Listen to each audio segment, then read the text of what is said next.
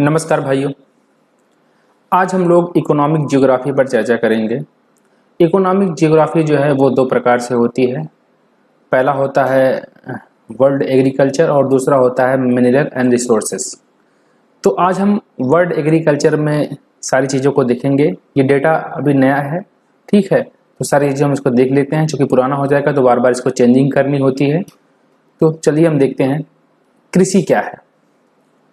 विश्व में या वर्ल्ड में 4 लाख वर्ग किलोमीटर का क्षेत्र खेती की जाती है। पूरे विश्व में 4 लाख वर्ग किलोमीटर क्षेत्र ऐसे हैं जहां पर खेती की जा सकती है। इसमें खाद्यान्न फसलें खेती की जाती है, नकदी फसलें की जाती हैं और बागवानी फसलें की जाती हैं। खाद्यान्न फसलों में गेहूं होता है, चावल होता है, मक्का होता है, एक्सेट्रा ईटीसी। उसके बाद नकदी फसलें में मसाले भी आते हैं, गन्ना आता है, तंबाकू आता है, ईटीसी। बागवानी फसलों में काफ़ी आती है, चाय आता है, रबर आता है, इत्यादि जो भी आए। और रेशेदार फसलें भी होती हैं। रेशेदार फसलों में आपका कपास हो गया और जूट हो गया, ठीक है। चावल, यह एशिया की प्रमुख फसल है। चावल 90% चावल विश्व में एशिया में ही पैदा किए जाते हैं। फूड एंड एग्रीकल्चर ऑर्गेनाइजेशन, इसका मुख्यालय जो है वो इटली के रोम में है, ठीक है। FAO, food and agriculture organisation के द्वारा यह बताया गया है कि खाद्यान्न फसलों में एशिया का 90% चावल जो होता है वो एशिया में उगाया जाता है। चावल उत्पादन में जो देश हैं अग्रणी, सबसे ज़्यादा अग्रणी है चाइना, दूसरे पे भारत और तीसरे पे इंडोनेशिया, ठीक है। यहाँ पर देखिए मुख्यालय दिया गया है। अब यहाँ पर चावल के बारे में देखेंगे थोड़ी, इसकी फसलों के बारे में। तो फसल उगाने के लिए सर्वाधिक क्षेत्र 43 मिलियन हेक्टेयर जो है ये चावल के लिए, अर्थात चावल की खेती करने के लिए 43 मिलियन हेक्टेयर पूरे विश्व में अवस्थित है, ठीक है। ये भारत में इनके द्वारा बताया जा रहा है कि भारत में, विश्व में तो ये क्लियर नहीं है कि भारत में है लिखा है ये चीजें, तो ये क्लियर कर दी हैं कि फसल उगाने के लिए सर्वाधिक क्षेत्र भारत में है 43 मिलियन हेक्टेयर, ठीक है। 43 मिलियन हेक्टेयर, 1 मिलियन में 10 लाख होता है, ठीक है। तो 43 मिलियन हेक्टेयर जो है भारत में है चावल उगाने के लिए फसल। ये डेटा आप लिख लीजिए, इंपॉर्टेंट है, ठीक है। और चीन के पास जो है 30 मिलियन क्षेत्र है चावल उगाने के लिए। तो भारत के पास चावल की खेती करने के लिए सर्वाधिक स्थान है, लेकिन तब भी चीन जो है भारत से ज़्यादा उगाता है। इसका कारण ये है कि चीन की टेक्नोलॉजी और उसकी व्यवस्थाएं अच्छी है, जबकि भारत में भ्रष्टाचार, अनियमितता और जो है यहाँ पर बेवकूफ़ लोगों का हुजूम है। यही कारण है कि यहाँ के किसान मारे जा रहे हैं, ठीक है। अभी हाल ही में, आज इस टाइम जो रहा है 18/10/2020 है, 3 बिल केंद्र सरकार ने पारित कर पाए हैं। उन तीनों बिलों का नाम कमेंट लाइन में लिखिए, हम इस पर कभी अलग से चर्चा करेंगे। अंतर्राष्ट्रीय चावल शोध संस्थान, ठीक है, ये फिलीपींस में है। धान की जीन बैंक फिलीपींस में है, तो अंतर्राष्ट्रीय चावल शोध संस्थान फिलीपींस में है, ठीक है। International research rice research institute, ठीक है, ये कहाँ पर है? तो फिलीपींस में है।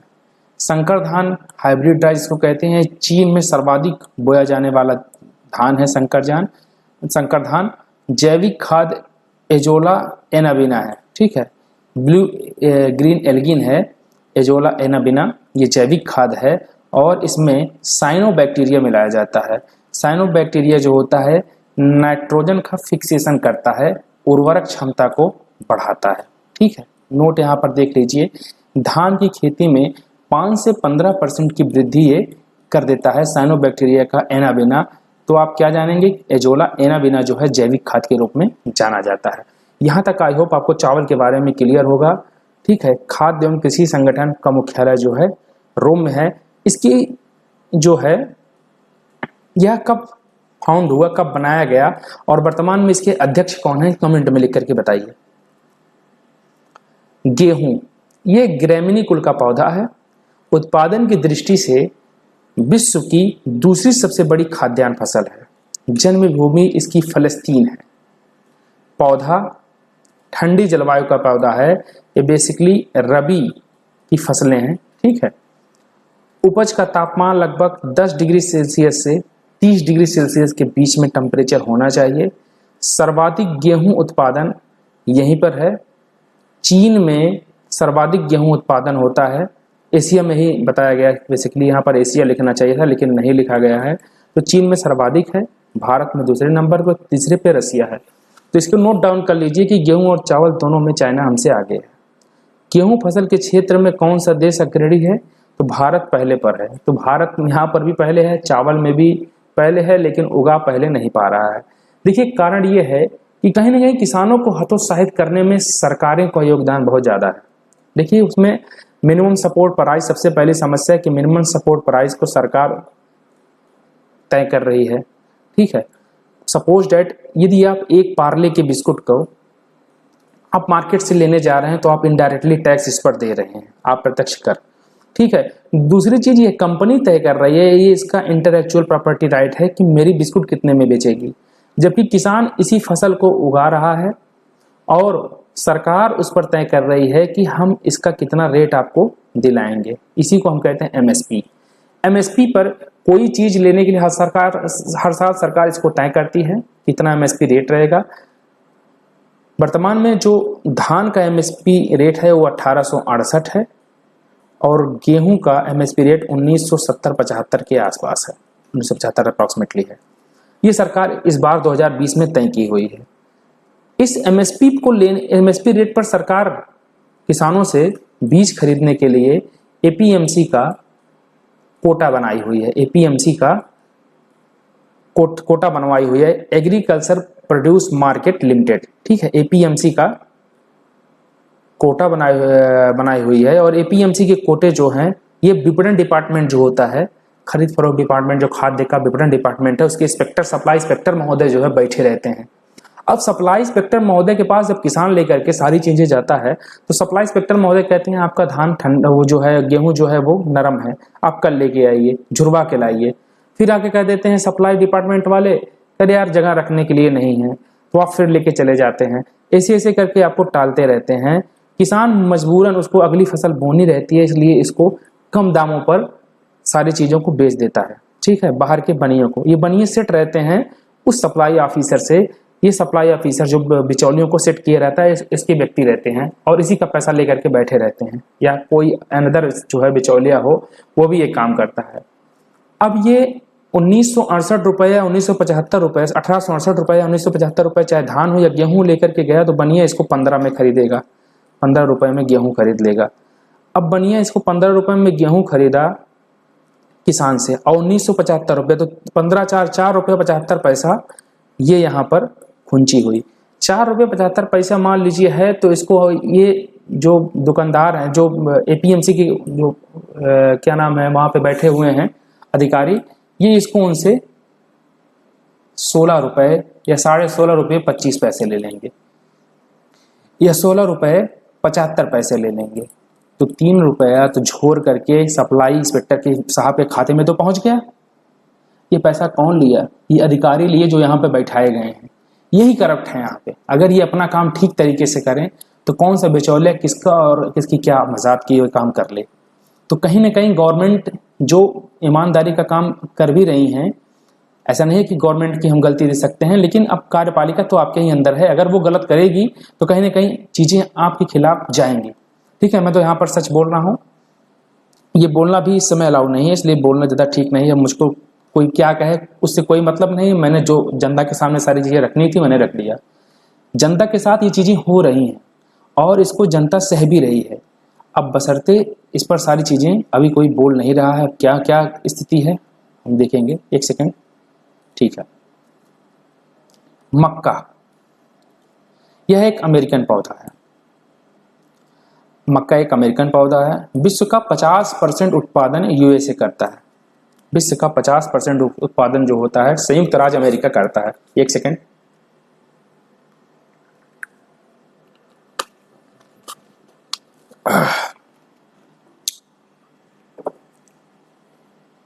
हाँ, जन्म स्थान इसका मैक्सिको है।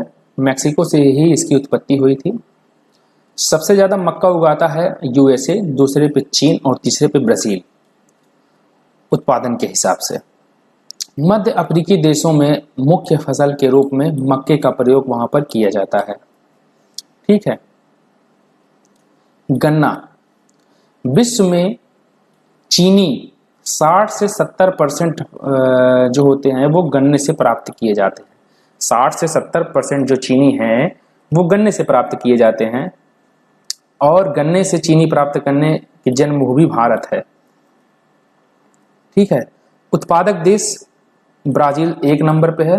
ब्राजील चुकंदर से ज़्यादा चीनी निकालता है। भारत भी है और चाइना भी है।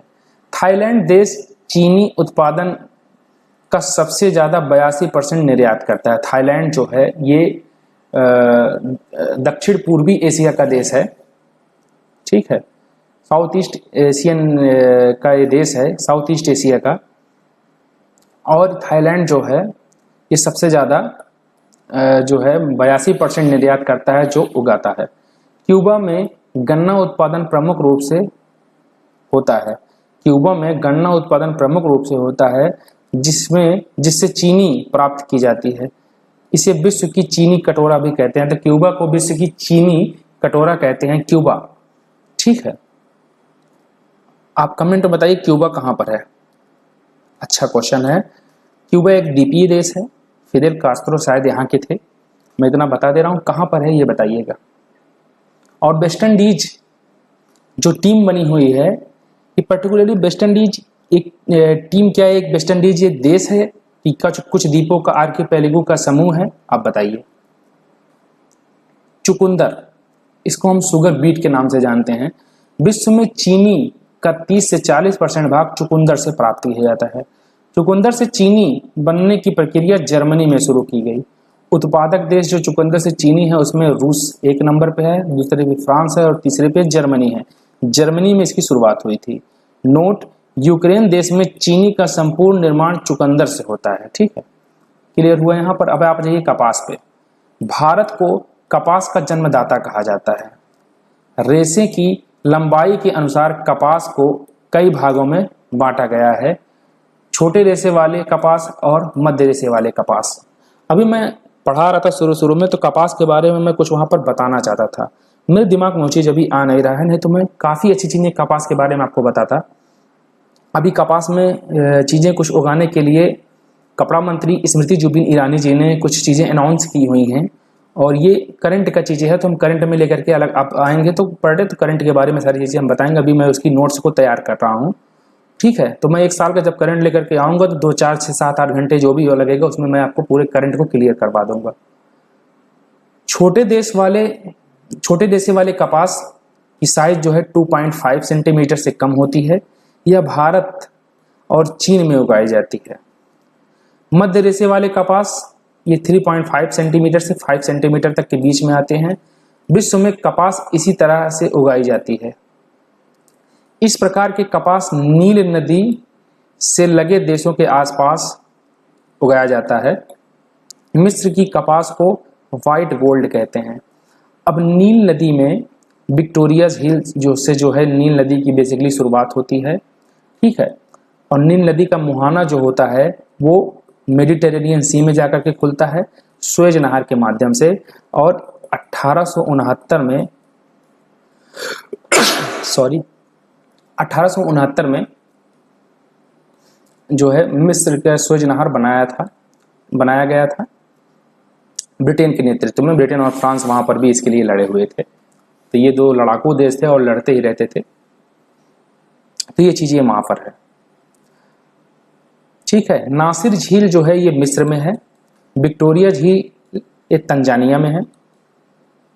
ठीक है, कभी हम लेकर के आएंगे वहां पर झीलों के बारे में। तो झील में अफ्रीका महाद्वीप की झीलें जो हैं, अमेरिका की ग्रेट लेक्स हैं, उसके बाद डेल्टा हैं, अलग से उसके वो अलग लाइन पर चलेगा सारे चैप्टर, तो वहां पर हम इस पर चर्चा करेंगे। ठीक है, तो मिस्र में कपास को क्या कहते हैं, व्हाइट गोल्ड के नाम से जाना जाता है। कपास उत्पादन चीन में सर्वाधिक होता है, दूसरे नंबर पे भारत में होता है और तीसरे में यूएसए में होता है। भारत और चीन में प्रतिस्पर्धा होती रहती है, कभी कभार भारत आगे चला जाता है, कभी कभार चाइना चला जाता है। प्रति हेक्टेयर उत्पादकता यदि देखें, मतलब 1 हेक्टेयर में उत्पादन सर्वाधिक कहाँ पर होते हैं, तो ऑस्ट्रेलिया में होते हैं। 2202 किलोग्राम प्रति हेक्टेयर, मतलब 2202 किलोग्राम प्रति हेक्टेयर जो होता है ये कपास कौन तैयार करता है, तो ऑस्ट्रेलिया तैयार करता है। Rare earth rare earth material इसको बोलते हैं, जो वायुयान बनाने में, ठोस वस्तुएं बनाने में काफ़ी कुछ चीज़ें जो होती हैं, इसका प्रयोग रेयर अर्थ मटेरियल में किया जाता है। ये ऑस्ट्रेलिया के ओर सर्वाधिक पाया जाता है, चाइना में सर्वाधिक है, लेकिन ऑस्ट्रेलिया इसका जो है एक प्रतिद्वंदी है। और भारत अभी जो अमेरिका से ट्रेड वार का कंडीशन हुआ, या भारत की जो अभी हाल ही में झड़प हुई है, तो इसको देखते हुए भारत जो मोबिलाइज कर रहा है ऑस्ट्रेलिया में, क्वाड्रिलेटरल ग्रुप बने हुए हैं, क्वाड ग्रुप, इसमें जापान और इंडिया और अमेरिका, जय वाली ग्रुप तो थी ही, और इसमें अलग से जो है चौथा देश जो हो गया वो ऑस्ट्रेलिया हो गया। ठीक है, 5 22 कंट्री में जो देश हैं उसमें ब्रिटेन है, ऑस्ट्रेलिया है, और यूएसए है, और फिर उसके बाद ये आपका जापान है और फ्रांस है। तो छठी या 5 22 कंट्रीज में जो है कहीं ना कहीं भारत को भी शामिल करने की बात की जा रही है, आगे देखा जाएगा। चलिए हम तंबाकू को देखते हैं। हाई टेम्परेचर में ये चीज़ें उगाई जाती हैं तंबाकू को। उत्पादक देश चाइना सबसे 1 नंबर पे है, भारत और ब्राज़ील। भारत की कंडीशन को देखा जाए तो ये देखिए, ये हमारी पृथ्वी है, पृथ्वी ये देखिए 0 डिग्री लाइन है, इसको हम विषुवत रेखा कहते हैं। पृथ्वी अपनी धुरी पर 23.5 डिग्री झुकी हुई है, लेकिन ऐसा नहीं था, पहले पृथ्वी 22 डिग्री पर झुकी थी, उसके बाद 21 डिग्री पर इससे पहले झुकी थी। तो पृथ्वी जो है हर 100-200 सालों में जो है वो अपने धुरी पर झुक रही है। ठीक है, और इसी के साथ जो है नॉर्थ पोल और पृथ्वी के जो ध्रुव हैं वो भी चेंजिंग हो रहे हैं, उत्तरी ध्रुव, ठीक है, या दक्षिण ध्रुव में चेंजिंग आ रही है। तो ये चीज़ें हैं, इसको आप जान लीजिए। कोरियोलिस बल क्या होते हैं? तो पृथ्वी जो 2 प्रकार की गति करती है, एक घूर्णन गति करती है और एक परिक्रमण गति करती है। तो दोनों गतियों के कारण पृथ्वी की जो अंदर के मटेरियल ये भी गति करते रहते हैं, तो पृथ्वी में एक फोर्स उत्पन्न हो जाता है इसी गति के कारण, इसे हम कोरियोलिस फोर्स कहते हैं। ठीक है, बस इतना जानिए। अब ये देखिए 0 डिग्री, अब 23.5 अंश पर झुकी हुई है, होना ऐसा चाहिए था, लेकिन 23.5 डिग्री पर झुकी हुई है पृथ्वी। ये यहाँ पर आप देख लीजिए कि 23.5 अंश उत्तरी अक्षांश कर्क रेखा और 23.5 अंश दक्षिण अक्षांश को हम मकर रेखा कहते हैं। इनके बीच के रीजन को हम उष्णकटिबंधीय रीजन कहते हैं। ये ट्रॉपिकल रीजन होता है, यहाँ पर वर्षा सर्वाधिक होती है। इस क्षेत्र में जैवीय बाहुल्यता पाई जाती है, गर्म प्रदेश होते हैं। यहीं पर इंटरनेशनल सोलर अलायंस की स्थिति उभर करके सामने आ रही है। इंटरनेशनल सोलर अलायंस का मुख्यालय जो है आपका वो कहाँ पर है? तो ये जो है आपका गुरुग्राम है, इंडिया में। ठीक है, आईएसए का। और आप कमेंट में बताइएगा कि अंतिम देश कौन सा है जो आईएसए से जुड़ा। ठीक है, एक चीज और, तो मैं आपको बता रहा था कि ऐसी क्या स्थिति है कि भारत यहाँ पर कहाँ पर है। तो भारत देखिए, जो कर्क रेखा 23.5 अंश उत्तरी अक्षांश है, कर्क रेखा भारत के बीचों बीच से होकर गुजरती है। ये उष्णकटिबंधीय क्षेत्र है 23-23.5 डिग्री, और इसके ऊपर जो होता है वो क्या होता है? उपोष्ण कटिबंधी होता है। शीतोष्ण नहीं होता, उपोष्ण कटिबंधी होता है। मतलब बहुत ज्यादा शीत भी नहीं होती है और बहुत ज्यादा ठंडी भी नहीं होती है। तो आधा भारत 23.5 अंश जो प्रायद्वीपीय भारत है, ये कहाँ पर है? तो ये विषुवतीय रेखा में है, विषुवतीय प्रदेशों में है आपका। आप चाहे आप देख लीजिए यहाँ पर आकर के वेस्टर्न घाट्स हो, उसके बाद पूर्वी घाट हो, तो ये सब चीजें जो होती हैं उष्णकटिबंधीय रीजन में आती है। लेकिन आधा भारत जहाँ पर हिमालयन वाला रीजन है, ये कहीं ना कहीं भारत के उपोष्ण या शीतोष्णकटिबंधीय क्षेत्रों में पाया जाता है। भारत का जो विस्तार है 8 डिग्री 4 मिनट से लेकर के 37 डिग्री 6 मिनट, देख रहे हैं, 37 डिग्री 6 मिनट अक्षांशीय विस्तार है। देशांतरी विस्तार है। खड़ी लाइनें होती है, देशांतर होती है, और पड़ी लाइनें जो होती है अक्षांशीय विस्तार होती है। तो देशांतरी विस्तार 8 डिग्री 4 मिनट से लेकर के 37 डिग्री 6 मिनट तक है, और 68 डिग्री 4 मिनट से लेकर 97 डिग्री 25 तक इसकी जो है देशांतरी विस्तार है। ठीक है, मेनली जो है 30 अक्षांश इसके बीच में आ जाते हैं, इसको आप जानते रहिएगा, कभी इस पर हम चर्चा करेंगे। ये मैं आपको इसलिए बताने का कोशिश किया कि 37 डिग्री जो होता है देशांतरी विस्तार है, अर्थात ये देशांतर पर 37 डिग्री तक ऊपर ये जा रहा है। ठीक है, तो भारत को फिर से मैं बता रहा हूं, मैंने उल्टा शायद बोल दिया था एक जगह। ये देखिए हमारा भारत है, ये जो लाइनें होती हैं, ये लाइनें, इसको हम बोलते हैं अक्षांश रेखाएं, इधर इधर। तो 8 डिग्री 4 मिनट से लेके 37 डिग्री 6 मिनट तक अक्षांशीय विस्तार है। सॉरी मैंने पीछे उल्टा बोल दिया था, इसको आप ठीक कर लीजिए। 8 डिग्री 4 मिनट से लेकर के 37 डिग्री 6 मिनट तक ये अक्षांशीय विस्तार है, जबकि ये खड़ी लाइनें होती हैं ये वाली, इसको हम देशांतरी विस्तार कहते हैं। 68 डिग्री 4 मिनट से लेकर के 97 डिग्री 25 तक ये आपका देशांतरी विस्तार है, ठीक है। इसके बीच में 30 लाइनें होती हैं, ठीक है। भारत के 5 राज्यों से प्रधान देशांतर रेखा भारत की जाती है, 82.5 डिग्री इसको बोलते हैं, कि भारत के 5 राज्यों से होकर जाती है। उत्तर कमेंट में बताइएगा ये राज्य कौन कौन से हैं। और भारत के 8 राज्यों से कर्क रेखा जाती है, कमेंट में बताइएगा कि 8 राज्य कौन कौन से हैं। दूसरी चीज, कर्क रेखा के सबसे नजदीक राजधानी कौन सी है, और कर्क रेखा को ऐसी कौन सी नदी है भारत की या पूरे विश्व की जो 2 बार काटती है। साथ ही मकर रेखा को 2 बार ऐसी कौन सी नदी है जो काटती है, और विषुवत रेखा को ऐसी कौन सी नदी है जो 2 बार काटती है, ठीक है। कमेंट में बताइएगा। यदि उत्तर नहीं लिख पाते हैं तो कोई बात नहीं, लेकिन लिखने का प्रयास करिएगा, ठीक है। रबर बागवानी फसल होती है। रबर एक बागवानी फसल है। लैक्टिस पेड़ के से इसको प्राप्त किया जाता है। लैक्टिस पेड़ से रबर को प्राप्त किया जाता है।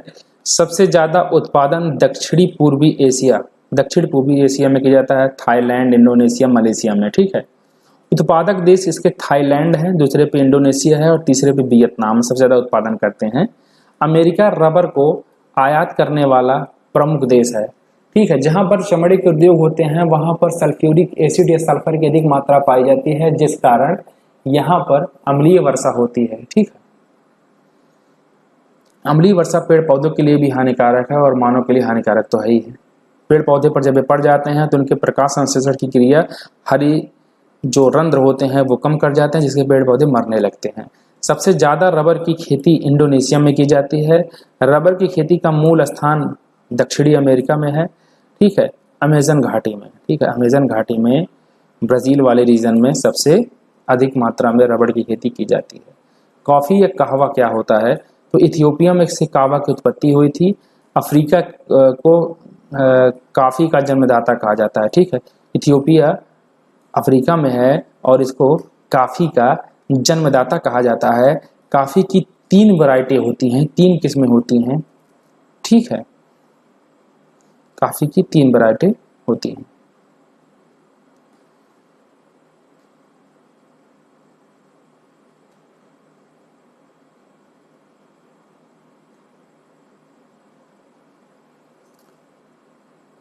एक होता है अरेबिका, दूसरा होता है रोबस्टा, और एक होती है अरेबिका रोबस्टा, एक और कोई होता है, तो 2 ही जानिए। एक अरेबिका कॉफी होती है और दूसरा रोबस्टा होती है। गंगा ब्रह्मपुत्र डेल्टाई मैदान में सर्वाधिक जूट उत्पादन होता है। प्रति हेक्टेयर जूट उत्पादन देश बांग्लादेश में होता है। जूट सर्वाधिक प्रति हेक्टेयर उत्पादकता बांग्लादेश में होता है। गंगा ब्रह्मपुत्र डेल्टाई मैदानों में जूट सर्वाधिक उत्पादन होता है। मसाले उत्पादन भारत में, उसके बाद बांग्लादेश में होते हैं। ज्वार सबसे अधिक नाइजीरिया में, उसके बाद यूएसए में, तीसरे पे भारत। मूंगफली सबसे अधिक चीन में, उसके बाद भारत में, तब ऑस्ट्रेलिया में। दलहनी फसलें भारत में सर्वाधिक होती हैं, उसके बाद रूस में होता है, उसके बाद ऑस्ट्रेलिया में होता है। सोयाबीन संयुक्त राज्य अमेरिका में सर्वाधिक होता है, ब्राजील में, उसके बाद अर्जेंटीना में। इसको याद करिए यार कैसे भी। ज्वार नाइजीरिया में, यूएसए में और भारत में। मूंगफली चीन में सर्वाधिक होता है, उसके बाद भारत में होता है, उसके बाद ऑस्ट्रेलिया में होता है। दलहन फसलें भैया भारत में सर्वाधिक होता है, रूस में, उसके बाद ऑस्ट्रेलिया में।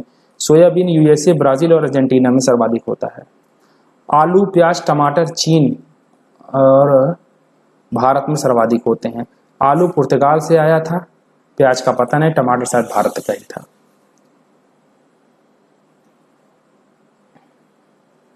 ठीक है।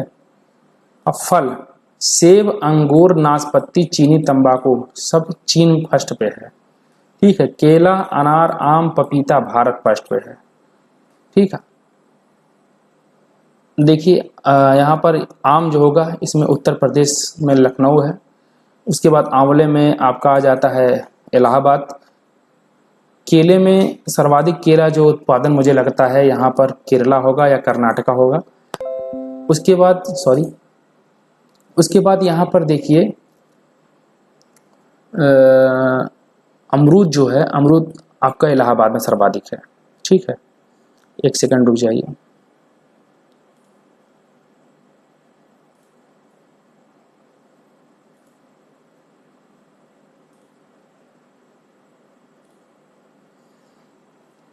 नारियल इंडोनेशिया में सर्वाधिक है। ब्राज़ील में संतरा अमरूद सबसे अधिक है।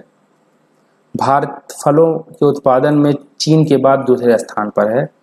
देखिए, भूमध्य सागरीय क्षेत्रों में फल, रसदार फलों का सबसे ज़्यादा उत्पादन होता है। ठीक है, भूमध्य सागरीय फल इस क्षेत्रों में। अब आप कमेंट में बताइए कि भूमध्य सागरीय रीजन किन क्षेत्रों में आता है। ठीक है, किस अक्षांशों पर आता है, ये चीज़ें क्लियर कर दीजिए। वैसे मुझे जो लग रहा है कि 40 से 50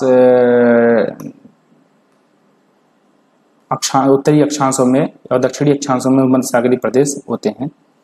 आप कमेंट में बताइएगा। कृषि के प्रकार कौन कौन से हैं, तो सबसे पहले होती है स्थानांतरीय कृषि। ठीक है, जिसे झूम कृषि के नाम से भी जाना जाता है।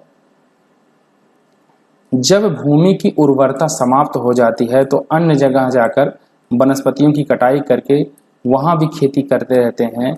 यह प्रक्रिया चलती रहती है, इसे हम झूम कहते हैं, और 10 से 12 साल में ये घटना होती रहती है।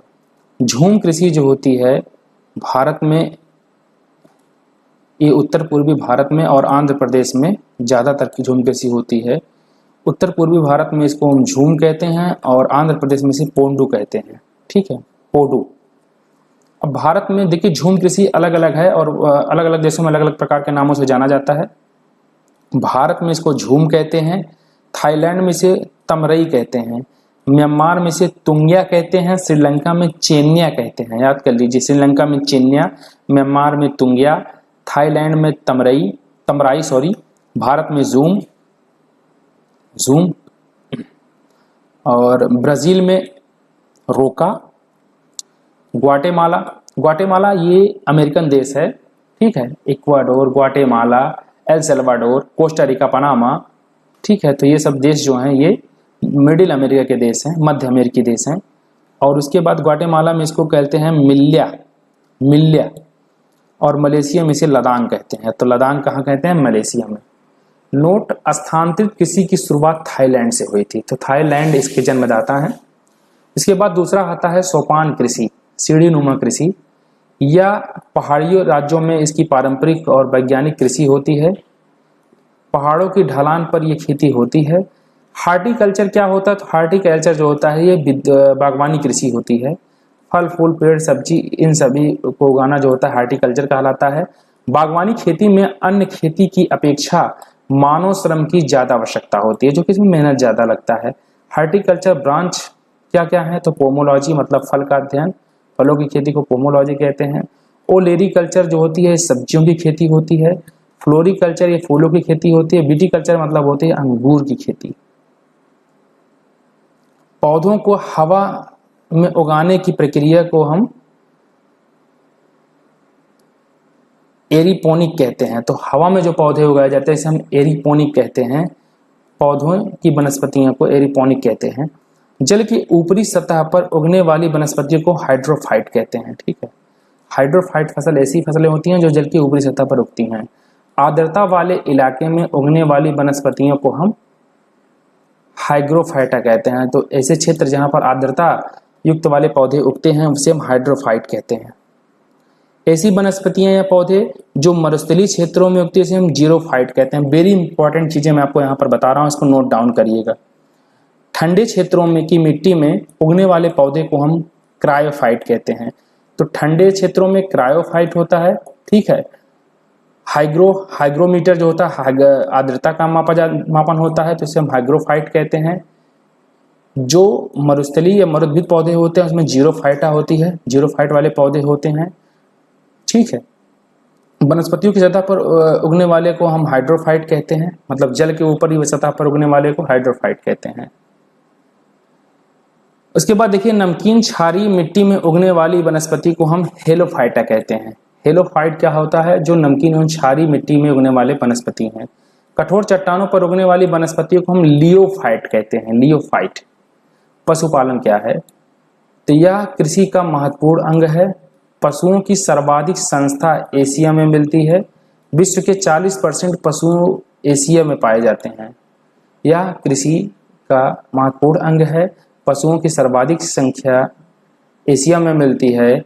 विश्व के 40% पशु एशिया में पाए जाते हैं। ठीक है। विश्व में दुग्ध उत्पादन, तो गाय के दूध यूएसए में सर्वाधिक और दूसरे पे भारत है।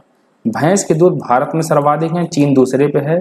और कुल दूध उत्पादन यदि देखा जाए तो भारत में सर्वाधिक है और दूसरे पर यूएसए है। तो गाय के दूध के उत्पादन में तो भैया यूएसए आगे है, भैंस में भारत का नाम आगे है। और कुल दूध उत्पादन देखा जाए तो उसमें विश्व में भारत का डंका बजता है, भारत एक क्लास पे है।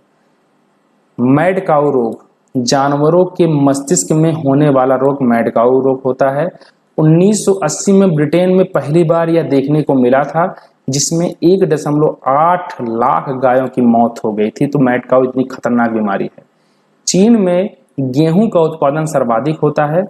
हुआंगो नदी और उसकी सहायक नदियों के बेसिन वाले क्षेत्रों में गेहूं के उत्पादन की व्यवस्था की गई है। चावल यांगसी और सिक्यांग नदी घाटी में ज्यादा उगाए जाते हैं। ब्राजील का सालो पालो क्षेत्र विश्व का में कहवा मंडी के नाम से जाना जाता है। तो ब्राजील का सालो पालो क्षेत्र विश्व में कहवा मंडी के नाम से जाना जाता है। शहतूश विश्व का सबसे गर्म हल्का ऊन है। शहतूश विश्व का सबसे गर्म एवं हल्का ऊन है, जो तिब्बत में पैदा होता है। Tibet is the autonomous body, ये स्वायत्त क्षेत्र है। लेकिन दूसरी चीज, तिब्बत एक आजाद देश है, ये चाइना का पार्ट नहीं है। चाइना ने इस पे इनलीगल कब्जा किया हुआ है। इस ऊन को चीरू नामक जानवर के बाल से प्राप्त किया जाता है। गर्म ऊनी साल भी बनाई जाती है। ठीक है। विश्व में ऊन का सर्वाधिक उत्पादन करने वाला देश ऑस्ट्रेलिया है। यहाँ पर देखिए, वेरी इंपॉर्टेंट है। तो दुग्ध उत्पादन में यूपी 18% है सर्वाधिक। यूपी के करनाल में सबसे अधिक होता है। राजस्थान 11% है और आंध्र प्रदेश 10% है दुग्ध उत्पादन में। तो बस आज के लिए इतना ही। हमें आशा है कि आप लोगों को ये वीडियो पसंद में आया होगा और काफ़ी कुछ जानकारियाँ इसमें मिली होंगी। जय हिंद, जय भारत, नमस्कार।